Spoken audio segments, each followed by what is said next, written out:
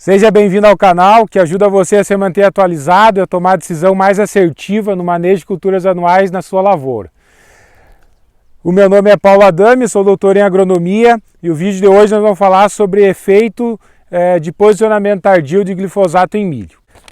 Bom pessoal, o glifosato é um herbicida sistêmico, que tem translocação via floema e tende a se acumular nos meristemas apicais, ou nos drenos, que é o meristema apical e as raízes.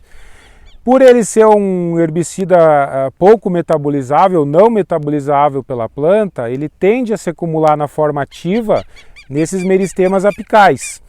Depois de V6, que a espiga está acima do nível do solo e com intensa divisão e expansão celular, muitos desses tecidos em desenvolvimento acabam não expressando essa resistência ao sítio-alvo do glifosato e por isso que acabam acontecendo aí esses efeitos de fitotoxicidade que a gente observa depois na espiga, com a má formação da espiga, a má granação.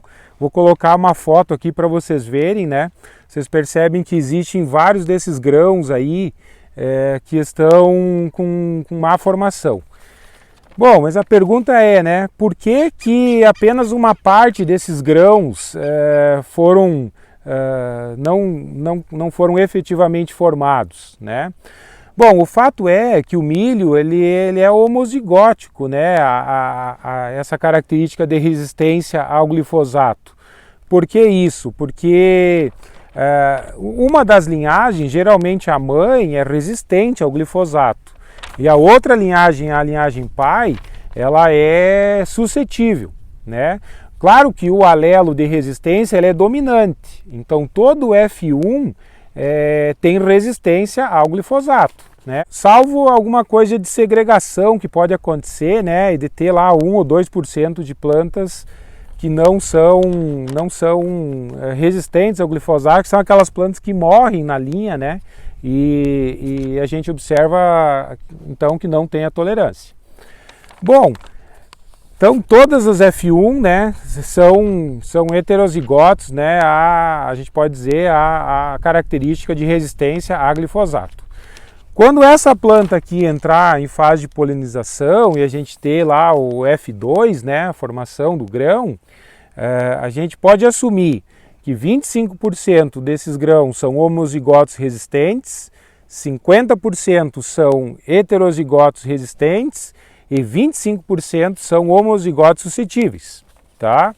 O que quer dizer isso então? Que a gente pode ter uma quebra de 25% do potencial produtivo, em função de a gente ter 25% desses grãos aí homozigotos suscetíveis.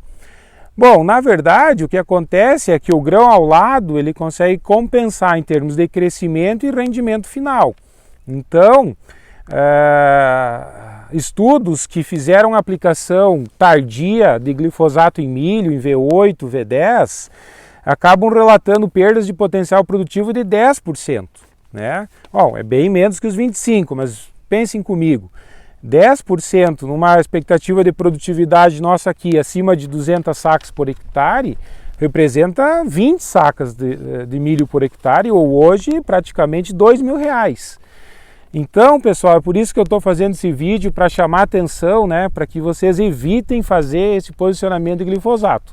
Na verdade, não só glifosato, qualquer outro herbicida, seja lá até mesmo eventualmente o uso de 2,4-D, nicosulfuron, mesotrione, após V6 a gente não quer mais fazer posicionamento, até porque a entrelinha já está fechando, tem efeito guarda-chuva.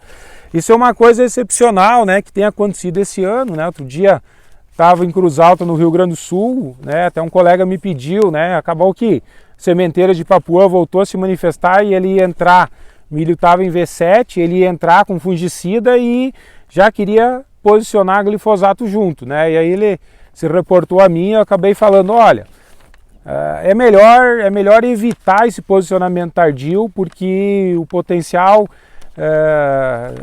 de quebra de produtividade é muito grande, Então é nesse sentido, no sentido de alertar para isso, Se você ficou com dúvida, gostou do vídeo, deixe seu comentário abaixo, Se inscreve no canal, para que a gente possa seguir discutindo e melhorando o manejo do dia a dia aí do produtor, tá bom? Obrigado pela atenção, um abraço a todos.